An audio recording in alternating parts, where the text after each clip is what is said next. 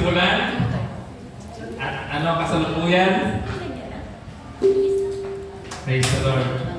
Siguro umpisa natin kay Nanay Weng. Mga seniority. And follow kay Nanay Alona. Yan. Yan, kami magkakasama yan. Okay. So, magandang umaga muli sa ating lahat. Tuloy nga ang Diyos ay mabuti. Sa kanyang kabutihan sa Sifay Las Piñas Church. Ito po ngayon ang result na sa kanyang kabutihan. So, nag-start po ako sa CCT.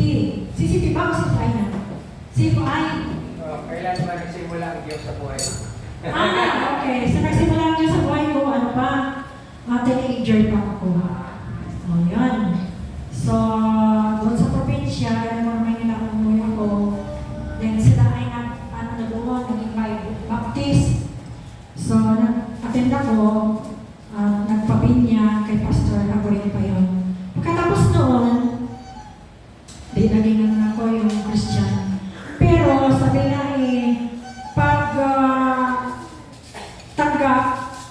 pagtanggap ko sa Panginoon, marami pang mga ganon-ganon. Hindi agad-agad straight.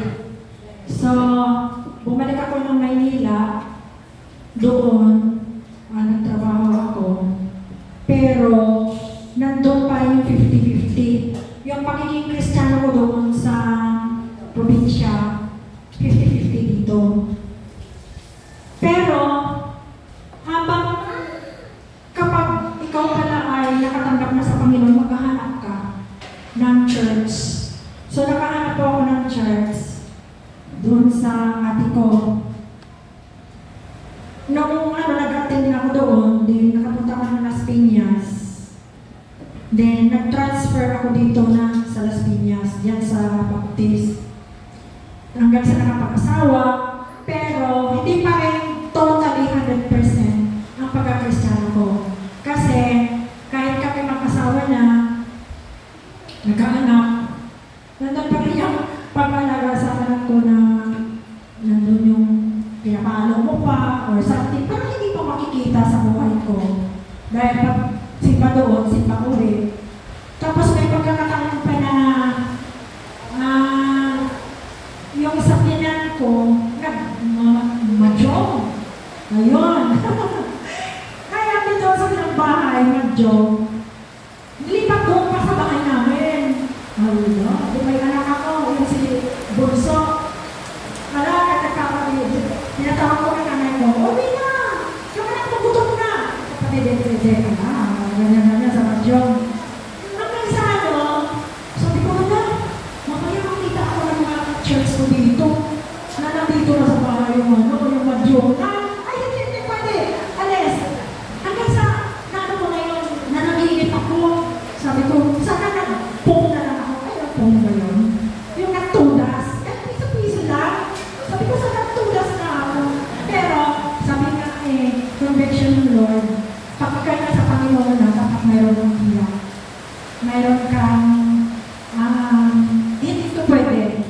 Dahil alam mo kung ano yung masama sa mabuti. And then, nakapasok ako sa CCT, sabi na ups and down ang buhay namin.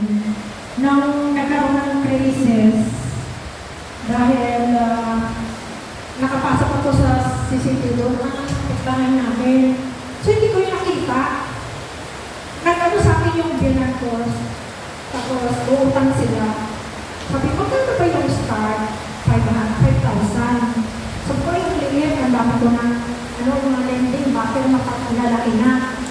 15, 10, doon, 4, 5. Pero sabi ko, sige, subukan ko. Tapos may word pala.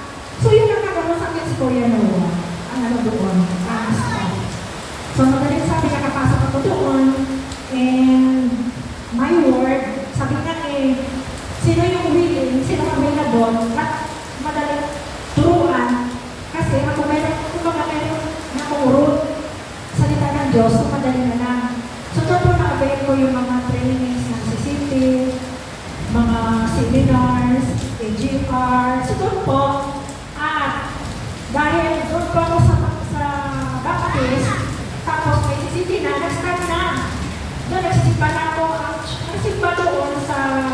natin, ano ngayong oras, Pastor? 11? No, oras 9?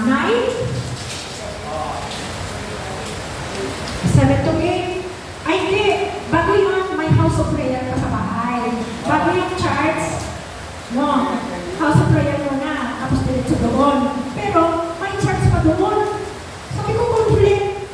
So, I've decided, sabi na hindi ka pwede nagawa. So, I have to choose.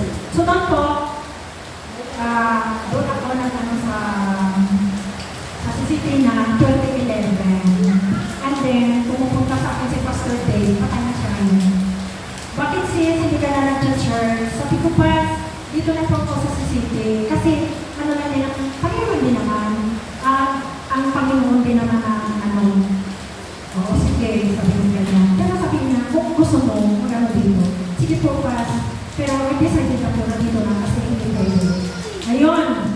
So, sa madaling sabi, nakapasok po ako sa CCT City Church sa start 2011. So, kami nila, sila Jane, yung isa ka, yung kumakanta, si Susan. Opo, yung pamilya niya. Hanggang sa, kumaga, sa pamamagitan ni Pastor, sa mga training, sa mga donwas, doon po. Natuto po ako doon. At sabi nga dati, si Pauwi lang, dahil sa CCT, Church, lumago po ako, nag-spread ang wings ko. Yeah. At dati, mahiyak talaga ako, hindi ako at ang kaibahan din sa Baptist, Solim. So dahil naka-attend ako sa CMI, ganyan na. So minsan, pag-attend ko doon sa nalibago ako, baka ako sumasayaw. Siyempre na di ba? Na tatatas ka. So yun ang kaibahan. So dito po sa CMI, na-spread ko ways, natubuhan ako ng pastor, kaya sabi nga mentor, and ako yung na-disciple niya, and natuturo ka po ako ngayon sa mga bata. So maraming salamat din sa mga bata, kundi sa mga nanay din. At maraming salamat sa Panginoon sa pamamagitan ko ng CCT, CFI Church, yun po, lumago. Hindi naman tayo kukulong, kundi sabi nga pumayong kayo, ano yung break naman? Pumayong kayo, bahagi ang salita ng Diyos, una sa bahay, sa labas, sa komunidad, at sa mga labas na kaibigan. Kung saan po rin tayo dadali ng Panginoon. So, sa kanya po kapuri, maraming salamat po Panginoon. At isa pa, nandito na yung anak ko ngayon. At ang kanyang pangaibigan. Yung asawa ko, naka-attend na, pero, I don't know, pero God's time plan, sabi nga, hihilahin na. Hindi ako pwede hihilahin. Ang Diyos pa rin. Ang Lord ang nagpisa, ang Lord ang magtatapos. Amen. Hallelujah. Salamat. Praise the Lord. Napakabuti ng Panginoon sa buhay na Nanay Weng, no? Talagang, sino ba kami dyan? Sabi niya na gusto niya na makasama yung asawa niya sa gawain. Pero, sabi, ipag-pray lang natin. Sabi ni Pastor, ipag-pray, i-load sa Panginoon lahat ng mga kailangan natin. Dahil Lord ang gagawa ng paraan. Amen? Praise the Lord. So, gusto ko rin marinig yung testimony ni Nanay Alona. Talaga naman, wala pa ako sa CCT, narinig ko na yung pangalan niya. Thank you po. Ayan, sa magandang ng umaga po sa ating lahat. Lahat po ba tayo masaya? Yes! Ako masaya. Kasi po, araw-araw ay masaya. Walang lungkot. Ayan, sabi mo rito, ako, una, salamat sa Panginoon. Nandito po ako sa inyong harapan ngayon. Thank you so much, Lord, sa iyong pinakamataas na pagsamba, pagwalhati at pagdakila. Thank you po sa lahat, magmula umpisa. Alam naman po natin lahat kung ano talagang totoong testimony ko. Na tunay nga po na sa CCT lang ako unang nakakita ng Biblia. No po, sa CCT lang po ako nakakita ng aklat po na napaka-importante pala po sa lahat. Noon, ako, ang buhay ko, dati, isa po ako Katoliko. Pero napakabuti ng Diyos. Ano po? Siya po talaga yung tunay na nagpapabago sa ating buhay. Tulad ng sinasabi lagi ni Pastor, na kung hindi ang Panginoon, kung tayo lang, wala po tayo. Lagi tayong ayaw. Pero ang Panginoon ang gusto, siya po talaga yung nagsasabi at nagtuturo sa atin na siya talaga tayo ay sa Kanya. Kaya salamat sa Panginoon, sa pamamagitan ng CCP, nandito po ako ngayon. Kung ano ang gawain ko noon dati, siguro po alam niyo na talaga naman lahat ang gawain makabundo, talaga po, yun ang ginagawa po. Marami po kami nag-umpisa sa CCP. Hindi lang po ako. Kami po ay anim. Anim po kami, si Jean, si Marina Luna, si Aisa, Alona, basta anim po kami. At salamat sa Panginoon, sila ay nandyan pa naman. Pero, siyempre, ang Panginoon lang nakakalam po nun. Kaya maraming salamat sa Panginoon, kaya lang po kong pinapasalamat sa inyo na nandito po ako sa inyong harapan. Salamat sa Panginoon, ang Panginoon. Thank you po sa Panginoon. At ako po ay nakakilala sa CCP, siyempre. 50 years old, ako nakakilala sa CCP. Dati, ang buhay ko ganun po, ano? Ngunit salamat sa Panginoon, ang buhay ko ngayon, ayan, thank you muli sa iyo, Panginoon. Hallelujah! Una, nananatili po ako dito, si Pailas Vineyard Church.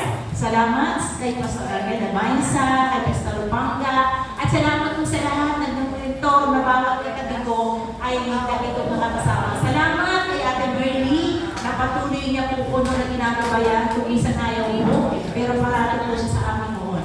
At parati ang prayer. Kay Anay Rowena, maraming salamat po sa lahat ng nakasama ko magpahanggang. Maraming salamat kami sa buhay nila, sa aking anak, sa aking asawa. Thank you, Lord. Salamat po. Tunay na po lahat ng parang humahadlang sa aking daan. Ang Panginoon talaga po ang nagbibigay ng daan para maging okay po ang lahat. Dati po ko doon, 2 years, 3 years, para pong susuko na. Pero, napakabuti ng Diyos. Isa lang po yung nilalagay sa isip ko talaga. Pag ako nawala, paano yung mga anak ko? Di po ba? Paano yung pamilya ko? Ako lang po yung nakakilala sa Panginoon sa ngayon. Kami. Kaya salamat sa Panginoon. Ngayon po, ang buhay ko talaga noon dati. Katoliko sagrado. Ngayon po, salamat sa Panginoon. Binago niya po ako. Ngayon po, ang gawain ko, sa isang linggo, may 4 po akong fellowship. Meron po akong children ministry.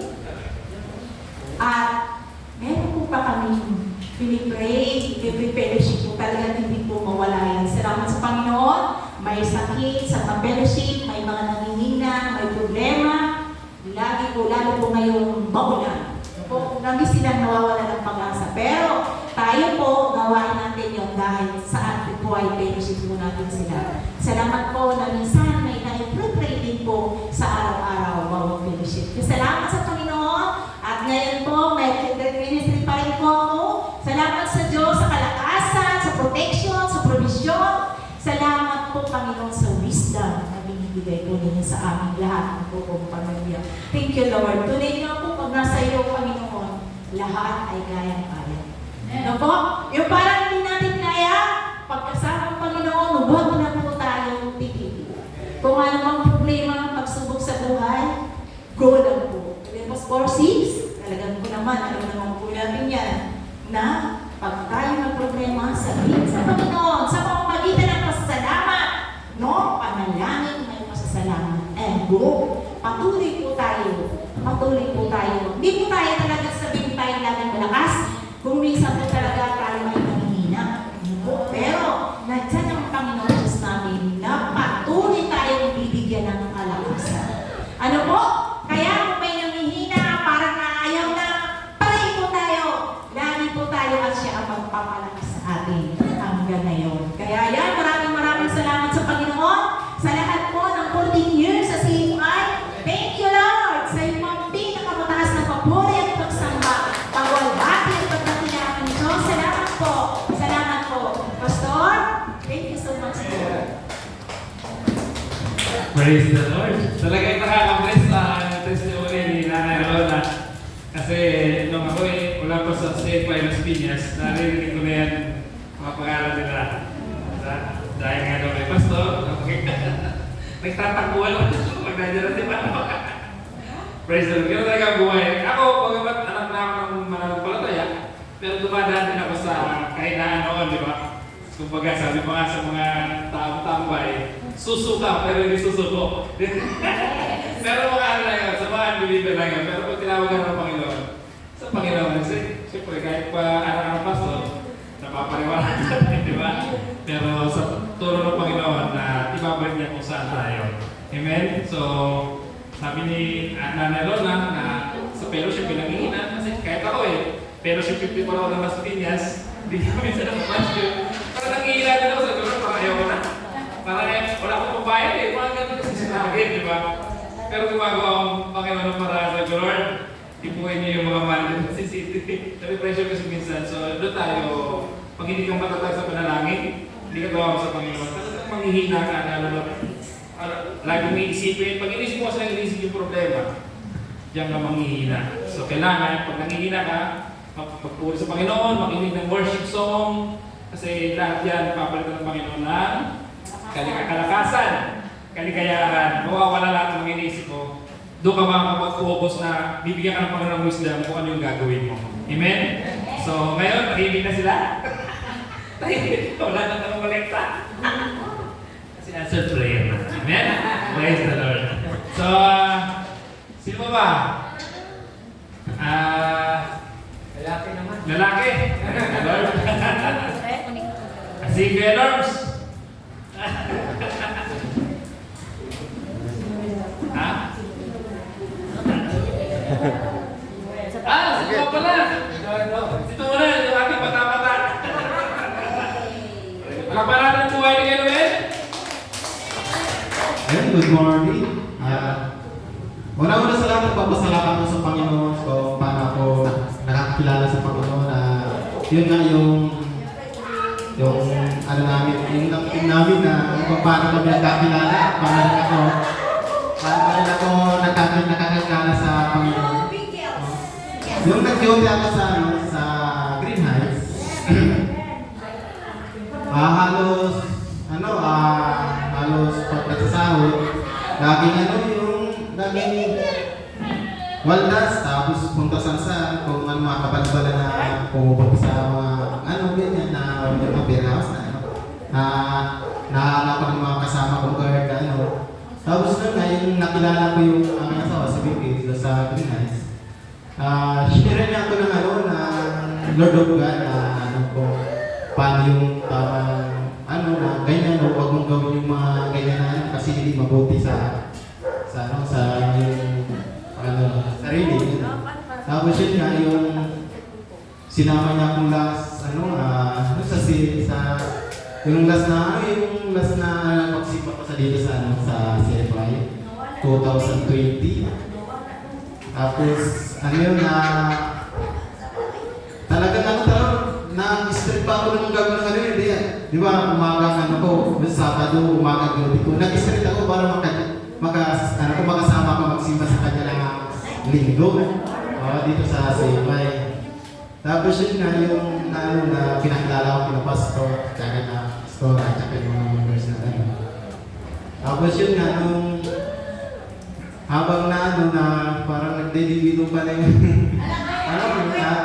siyempre nandun na yung kung paano ko siya kung paano ako nakakilala sa Panginoon. Siguro may plan ng Lord na gumawa na para doon ang pumunta ako sa tamang yun lang po ang aking pasalamat sa Panginoon. Praise the Lord. At sa totoo lang, kahit hindi ako matagal sa my members, pero yung mga kwento kasi, naririnig ko. So alam ko rin yung love story nila. So para mo marites, no?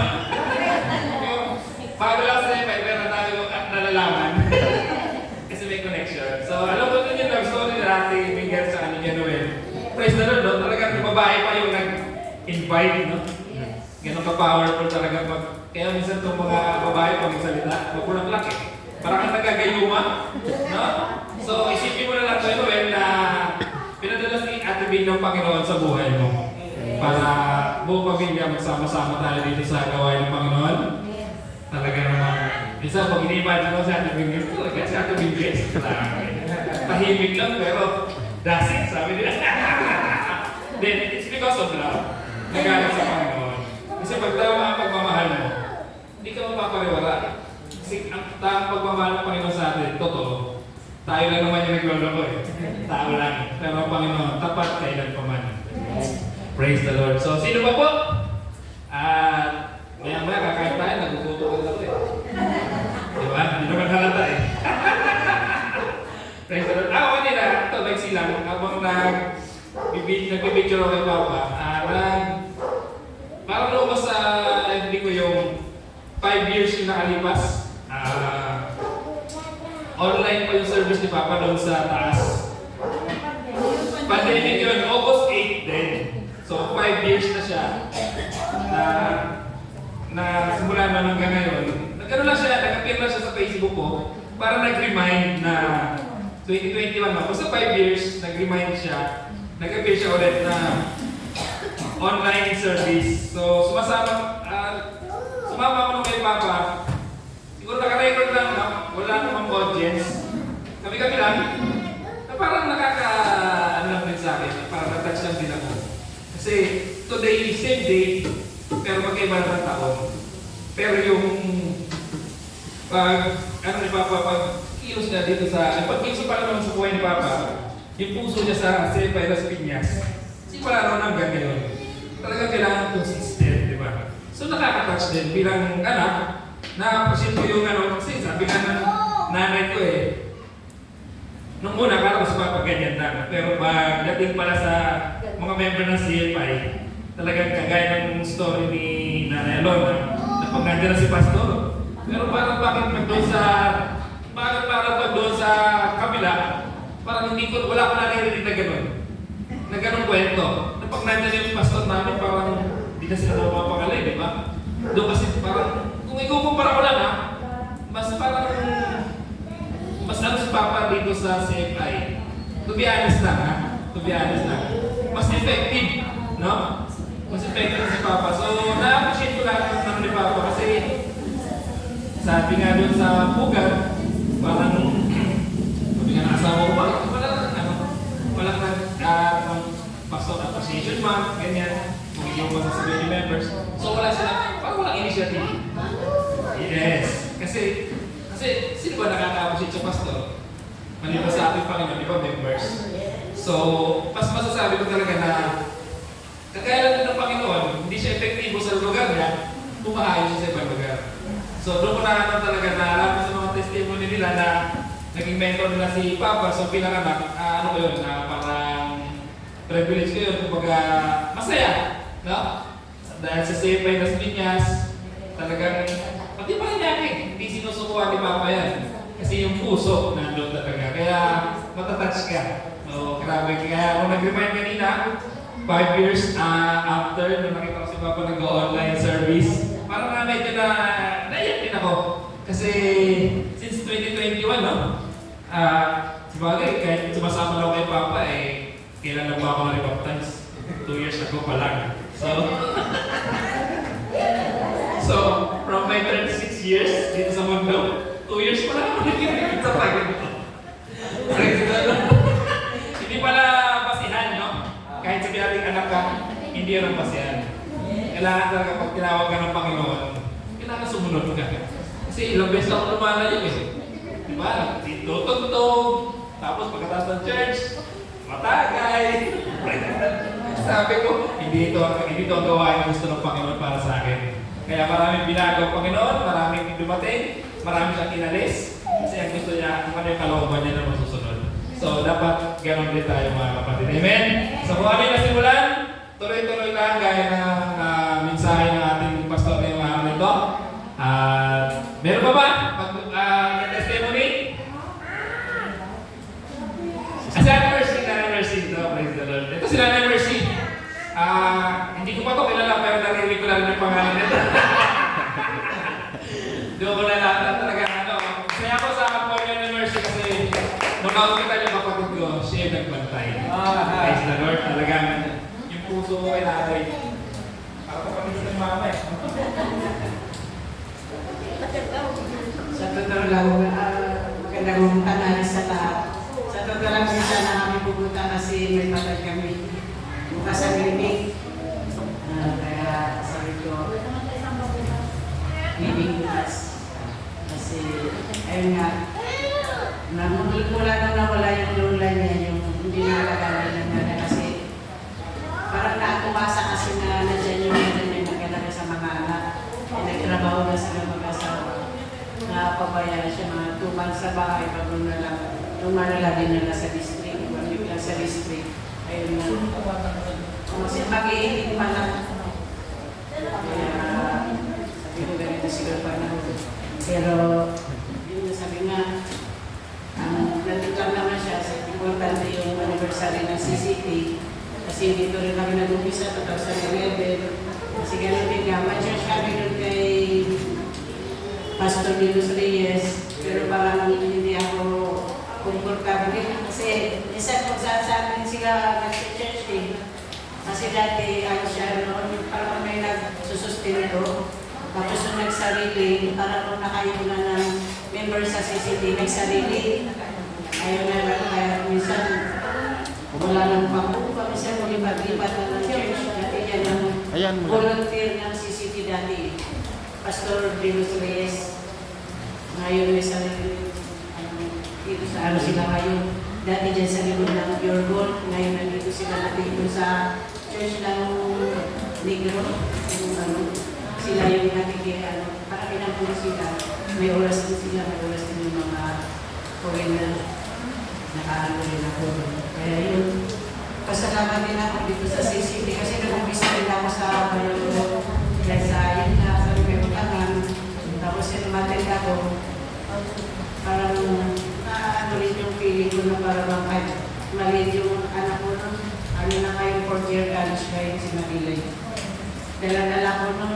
Tapos sabi ko, nag-worship kami kasi Mr. Baba, hindi naman niya alam eh. Umaga na rin, maalis ko na bumibiyahe, hindi alam ko saan ako pupunta. Kaya yun, yung nag-umpisa yung pagka-Christian na yun kasi Catholic din ako na rin. Pero bigla ko nakukuha sa CCT na ano ng mga sabi ko nga siguro kung mas maaga siguro rin na nakilala ko ang Panginoon. Siguro yung nanay ko may pag-pray ko rin kasi 2003 siya nawala. Tatay lang meron ako rin. Kaya sabi ko siguro dito rin sa mga pamangkin ko rin minsan din, nagpupray ko na rin sila sa mga pamilya, ano na lang yung ano ko ngayon. Kasi minsan yung mga kapatid ko rin sa ibang bansa, minsan karoon mga problema, sabi nila, pag-pray ko nga kami, minsan nabuhay pa sa basta, pag-pray natin yung kapatid ko, yung anak ko. Kaya tuloy na ako nagpapasalamat na ligtas din sila, kaya nandun yung presensya ng Panginoon, ganun din sa mga pamilya. Sabi saan kahit minsan nalayo ako sa Cavite, natry ko rin na sabi ko malapit siguro dito. Hindi rin ako komportable, parang mainit. Mainit na sabi ko may electric pa na parang sabi ko hindi ako komportable. Sabi ko kahit malayo, kumayag na kanyang anak ko na isama yung ako. Ayun, na nakakapit kami. Maraming salamat sa Ginoong Pastor Almen na church na dito sa CCT na nagbibigay ng ano sa amin at dumadalo sa aming bahay sa prayer. Pero rin kay Pastora na kasama rin namin sa mga kasama dito na CCT. Maraming salamat. Praise the Lord, you know, man. From namaatin ng Safeway, from 13, malayo yan. Pero sa totoo lang, kami din naman kahit din sa program. How many years din kami nag-taste na nagsimula kami 10, tapos talaga ng building. Mainit talaga kasi walang isang din. Pero unti-unti, nagbabago naman. Tapos ngayon, air condition na siya. Di ba? Tapos marami na rin mga invited members, mga dating mga Zumba, mamis doon. Talagang naman sila nakakilala sa Panginoon. Sabi sa inyo, iba ako sa Panginoon talagang nalalasin. Sa panahon mananampalataya. Kasi sila, kumbaga nalalasing sa alak, dahil nakakilala na sa Panginoon, nalalasing sa pananampalataya. Talagang active na active, masasabi mo. Di ba sabi nga, sino pa yung mga nauna, yung pa yung mga hindi lumago. Kung sino pa yung mga bago natin, yung pa yung mga agresibo. Di ba? So, sabi nga nila, sino na, may nauna pero nauna.